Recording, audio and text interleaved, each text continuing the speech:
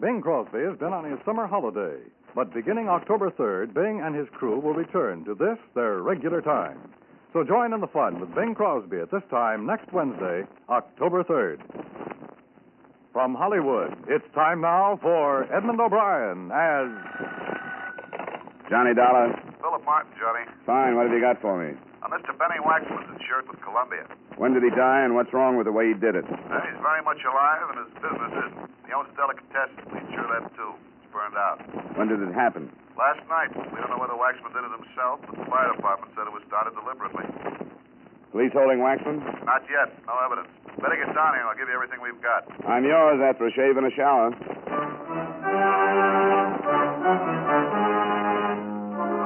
Edmund O'Brien in a transcribed adventure of the man with the action-packed expense account, America's fabulous freelance insurance investigator. Yours truly, Johnny Dollar.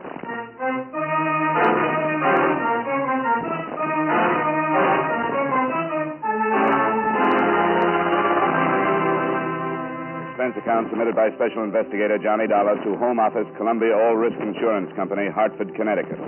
The following is an accounting of expenditures during my investigation of the protection matter.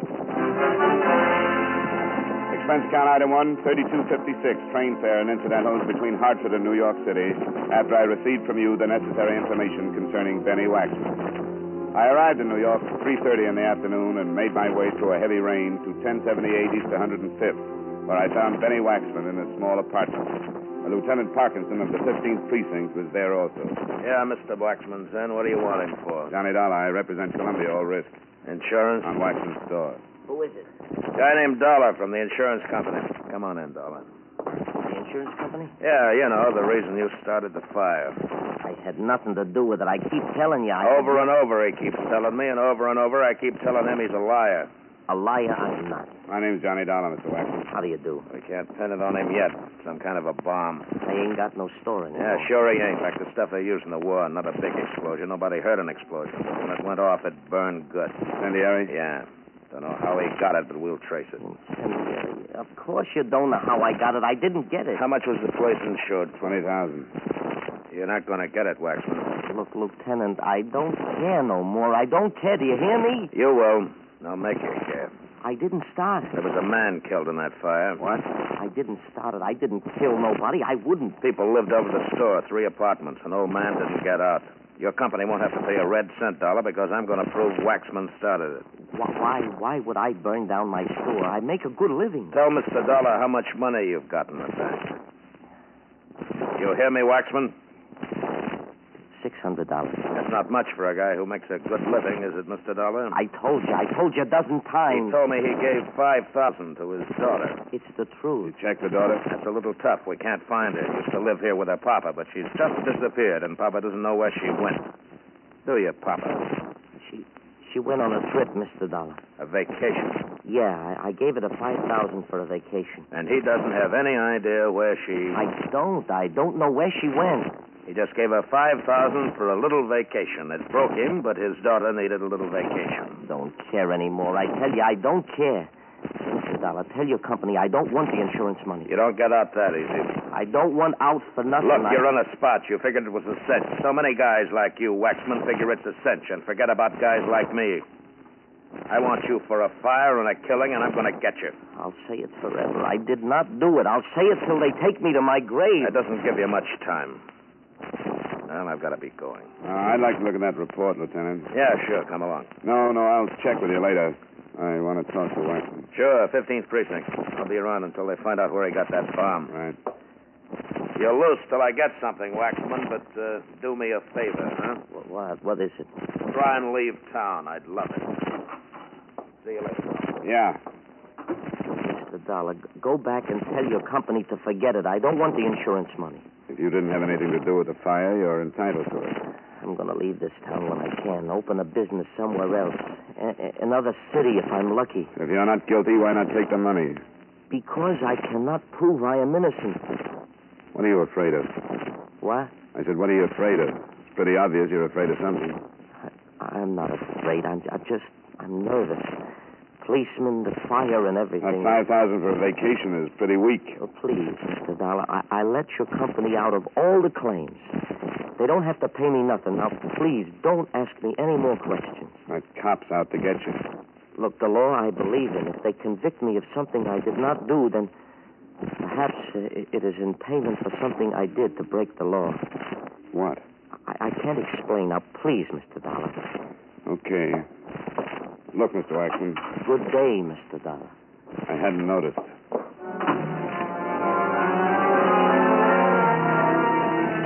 I left the building and went out on the street. The rain was coming down harder, so I turned up my collar and started to walk. I couldn't stop thinking about Benny Waxman and this crazy, mixed-up story. A guy who burns down his store with an incendiary bomb is smart enough to have a better story. The $5,000 he'd given his daughter for a vacation, that was wrong. Making himself look guilty by telling me to forget the claim, that was wrong. He was scared, not of Parkinson or me, but of something that was mixing up his reason. Maybe I was wrong, too, but I was going to find out. The 15th Precinct was on Madison. Lieutenant Parkinson was in his office. Hello, Dollar. You look wet. I walked. I'll take off your coat. Thanks. Well, sit down. Thank you. Did you have a talk with Waxman? Nothing I couldn't tell you in 5 seconds. Yeah? What do you think? I'm surprised. And what? I didn't come here to insult you. You think he's innocent? I think there's a lot more to it than just a fire and a killing. Isn't there always? I think he's scared stiff. So do I. A guy who starts a fire... Has a better alibi. You want some coffee? Yeah, sounds good. That should be. My wife gave me the electric pot so I could have my coffee on duty. Says I drink too much of it, but she gave it to me anyway. Here you are. Waxman didn't start that fire. Is it strong enough? Tastes pretty good. Guys who burn down their business do it 2 or 3 different ways. Not with an incendiary bomb. I've got to ride him. I tried to be nice to him, tried to get it out of him, but he's too scared. Of what? Well, now I have to guess. There's a protection racket here that covers every independent store in the city. It's the tightest, best-controlled organization I've run up against. So tight that we've been trying to break it for a year. 2 other stores have gone up this way, but the owners are so scared they won't say a thing. Scared for their families? It's the best thing to be scared for. Waxman's daughter. Yeah. I don't know how she fits. I don't know how the $5,000 fits. What do you expect to gain by making him look guilty? Long shot. He won't say anything, but maybe one of his friends will.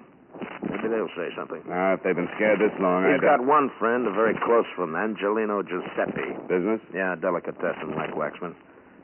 Angelino hasn't got a family, but he got beat up last year. Wouldn't make a complaint. He's scared, too.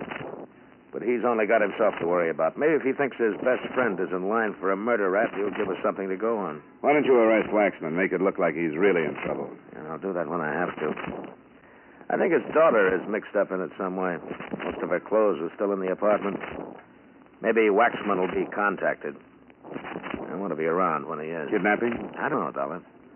But a gang that can put this much fear into people might do anything. Waxman's been beat up a couple of times himself. Never pressed charges, but he's been pretty indignant. From what I can find out about him, he's not the type to pay for protection. Became a citizen 2 years ago and believes in what he had to learn to become a citizen. Well, maybe the $5,000 went to the gang. Yeah, it's possible. His daughter only got in town a month ago. Before, they could only work him over. With the daughter here... But if he paid them the $5,000, why burn down his store? I've only been guessing. I haven't got the answers. Oh, excuse me. Parkinson. Yeah. Yeah, I know you. Okay. How do you like that? What? It paid off. That was Angelino Giuseppe. He wants to see me. Great. Now, you want to come along? Yeah, sure. Hey, you make pretty good coffee, Lieutenant. I get lucky sometimes.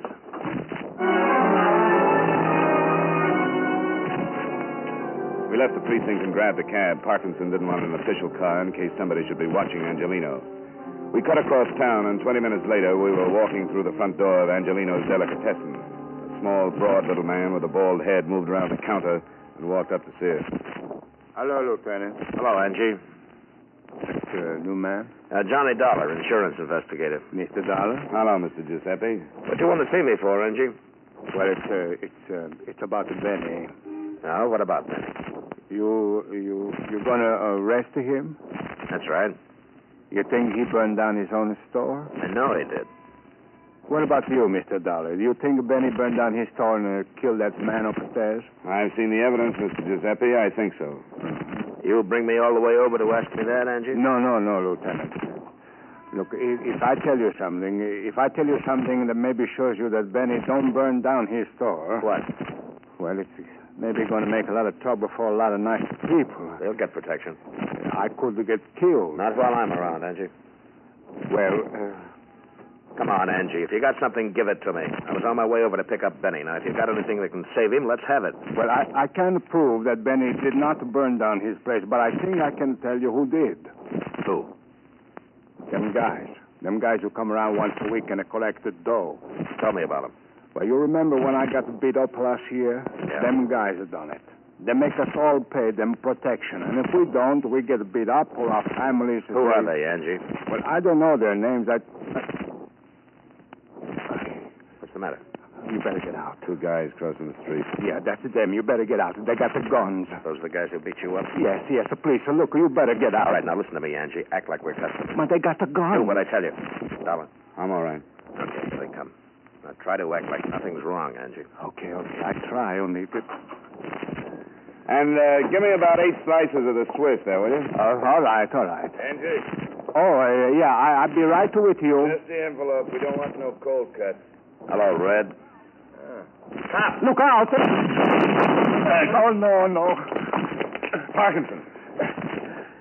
What about Angie? I told you. Shut up. Get an ambulance. Ambulance? The phone, you idiot. Step on it. Come on. All right. How is it? Is it bad? Parkinson, is it bad? I can't feel much. Must be. Let me look. What about the two? They've had it. Give me an ambulance. Listen. Hurry up. One with red hair. Yeah? Name's Dillon. He used to work Hello? for Dutch Fisher. Hello? Dutch Fisher. Listen, I got Help to have send an him ambulance. up. 87 He isn't a- 95th Street. And Yes. Yeah? 87 96. got to get hurry up. whoever No. It was a sent. shooting. Parkinson.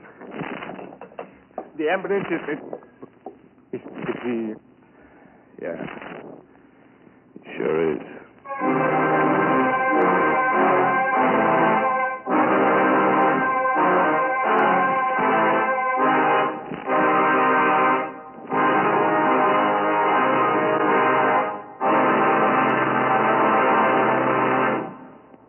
We'll return you to yours truly, Johnny Dollar, in just a moment. Beginning next week, listen for Edmund O'Brien as yours truly, Johnny Dollar, Saturday nights on most of these stations.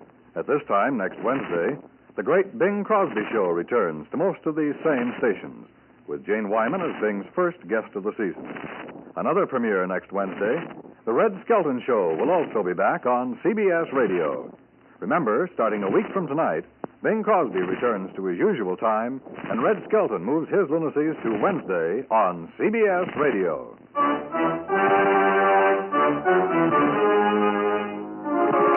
Now, with our star Edmund O'Brien, we bring you the second act of yours truly, Johnny Dollar.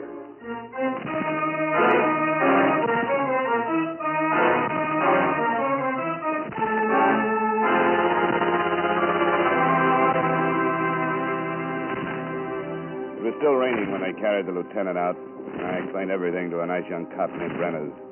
Angelino and I got into Brenner's car, headed for the 15th precinct. How long had you known Parkinson? I just met him a few hours ago. Yeah, we've been trying to crack this protection racket for a year. Looks like maybe we've started. The hard way. Yeah.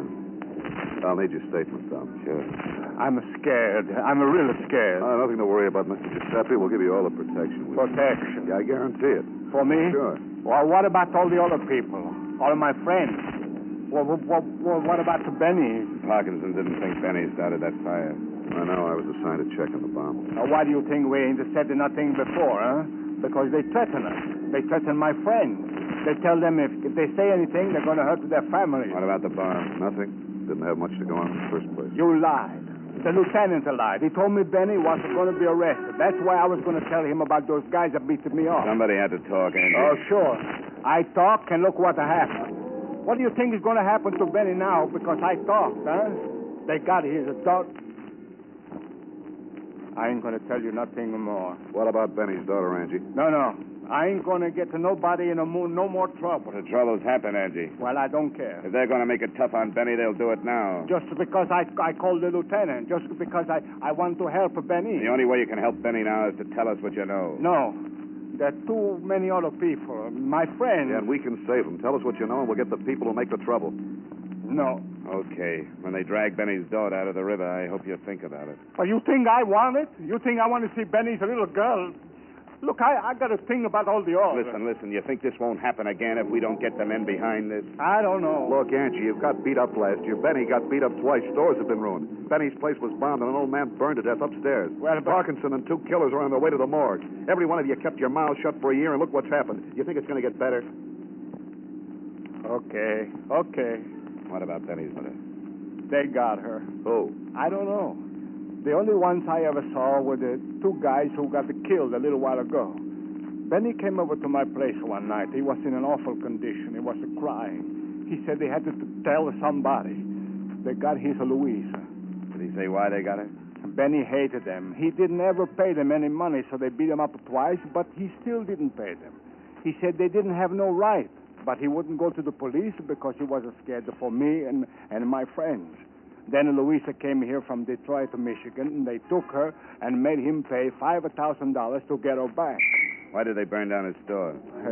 To teach the rest of us a lesson. Those 2 guys who were killed, that's what they said. They said if I didn't pay them every week, that would happen to me and anybody else that didn't pay them. Did they send Benny's daughter back to him? Tonight they were supposed to send her back to him. Will they? Do you think that they will now? I don't know. We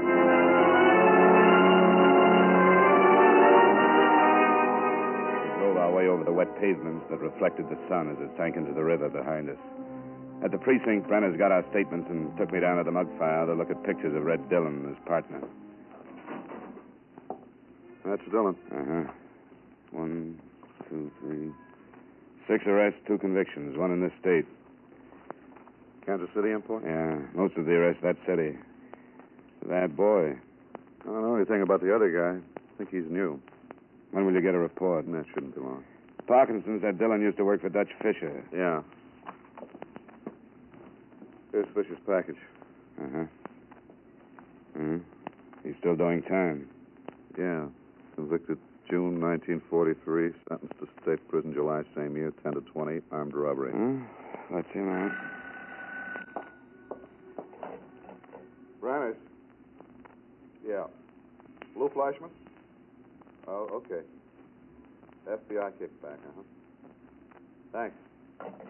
That's the other one. Lou Fleischman. That name's on Fisher's card. Yeah? Convicted with Lou Fleischman. Wait a minute.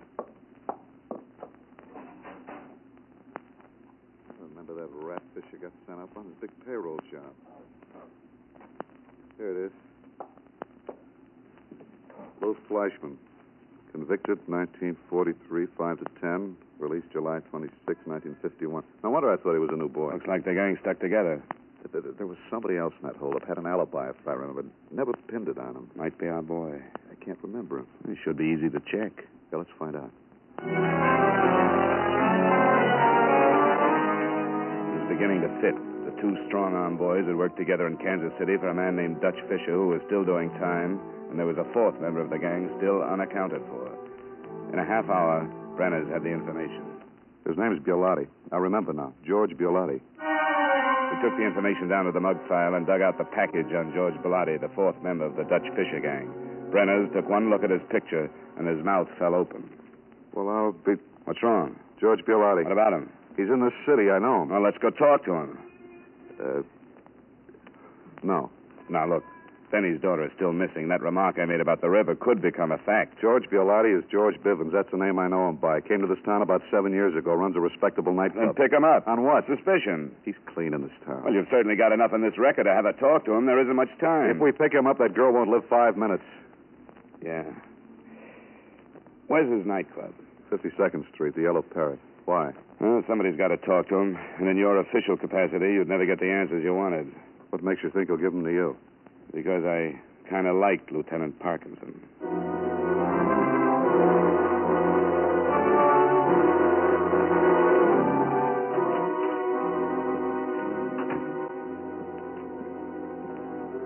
Yeah, something you want?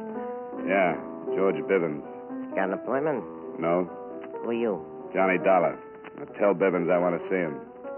Sorry, you gotta have an appointment. I'm going to spoil if I stand around much longer. Spoil rotten for all I care. You ain't gonna see Bivens. You get excited like this all the time? Yeah. You'll ruin your stomach. I don't think so. You don't?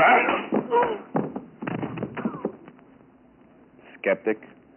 Hey, you at the piano. Which way do I go to find Bivens? Thanks.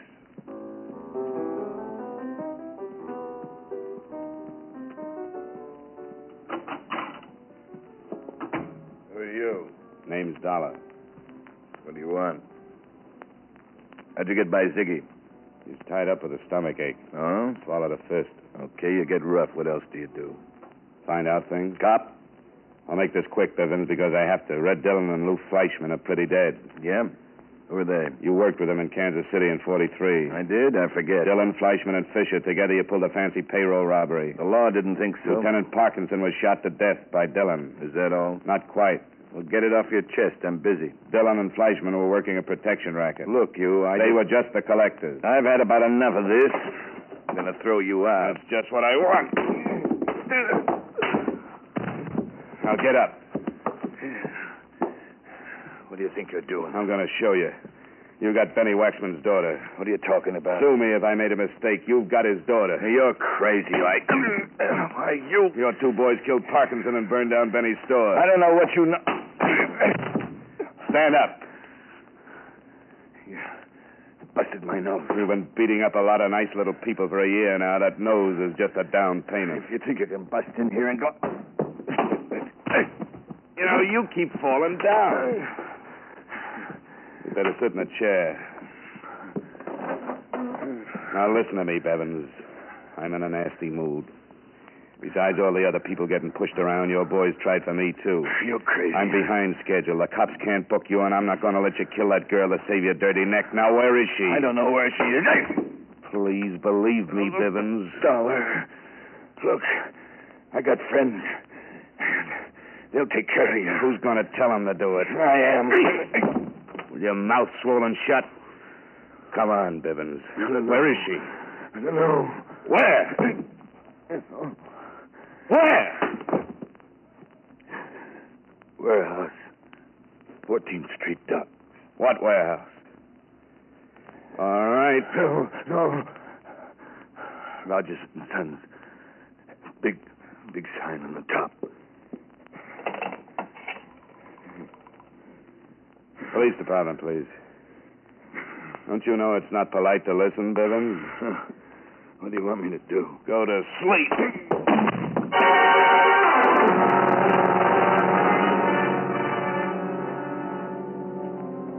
I gave Sergeant Brenners what I had, and he told me he'd meet me at the warehouse. But in the meantime, he'd sent over for Bivens. He was as good as his word, for in less than 3 minutes, radio patrolmen were taking charge of Bivens and his entourage. The place looked like a police lineup when I left and headed for the warehouse. It was getting late when my cab pulled up near the river, and a cold wind was moving in from the Atlantic. Brenners got there a few minutes later, and he staked out his men. If the girl is in there, I'd hate to go in the front door. Let's go in a window. I'm a second story man at heart anyway. How'd you ever get Bivens to talk? He'll tell you about it. He's bound to. You'd make a lousy cop. Brenners gave his men orders, then we went looking for a weak window.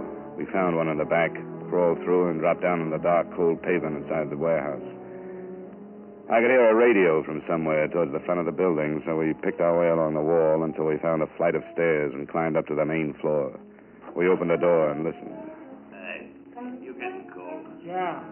I wish Bivens would call and tell us what to do with this dame. We kept going, moving as quietly as possible until we saw them. 2 men sitting in a small storeroom. The door was open. We could see the girl, tied and gagged. It wasn't going to be easy. There's an understatement. How do we get them away from the girl? Make a noise. Bring them out to see what it is. Okay. We better separate. You get on that side so we get them between us. I don't want to shoot into that office. Right. Give it about 10 seconds and then push one of those crates over. I'm getting hungry, too. Now, relax. Hey. What? You hear something? Look who's telling who to relax. I didn't hear nothing. I'm getting the jumps. We've been in this dump for 3 days now.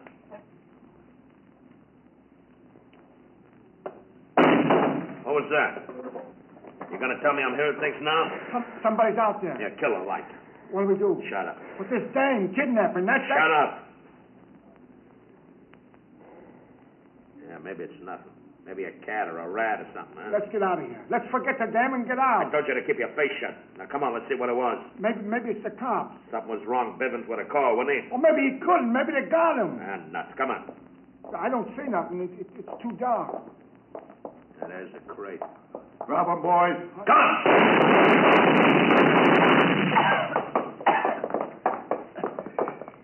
This one's dead. Yeah, the other one's on his way. Well, let's go get the girl. Benny's worried enough.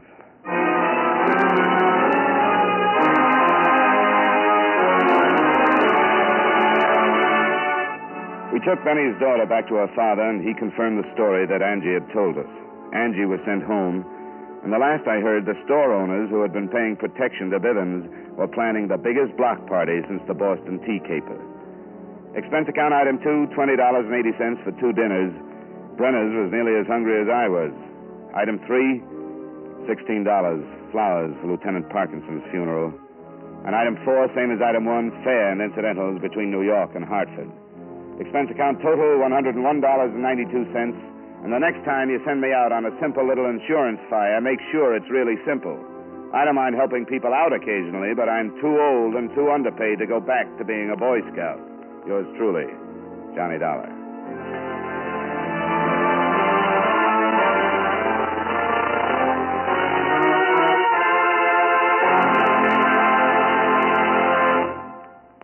Yours truly, Johnny Dollar, stars Edmund O'Brien in the title role and was written by Blake Edwards with music by Eddie Dunstetter. Edmund O'Brien can now be seen starring in the Paramount Pictures production Warpath. Featured in tonight's cast were Joel Samuels, Bill Conrad, Sidney Miller, Jay Novello, and Ray Hartman. Yours truly, Johnny Dollar, is transcribed in Hollywood by Jaime Del Valle.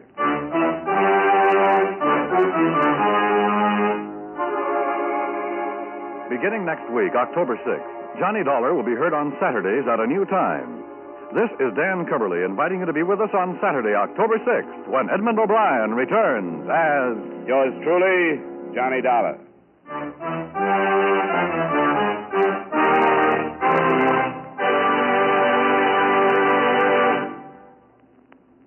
Our country needs the help of every citizen. Defense bonds provide that help. They help to make America strong financially. They help to curb inflation. They make the individual family more secure. Defense bonds strengthen the military front, the production front, and the economic front. And just as important, buying United States defense bonds helps you by providing you with a safe, sound, profitable investment. Don't forget, defense is your job, too. Buy United States defense bonds today.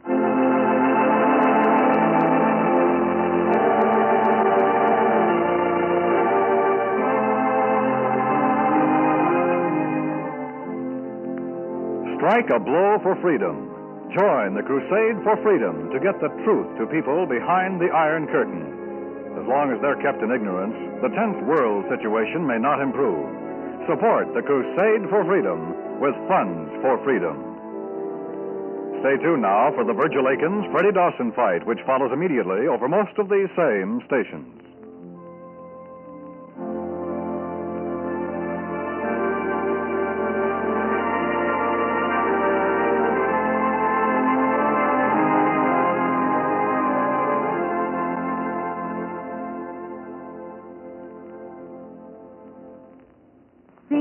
CBS. B for the best. S. Yes, yes, yes. The star's address is CBS. Remember, Wednesday night is Bing Crosby night on the CBS Radio Network.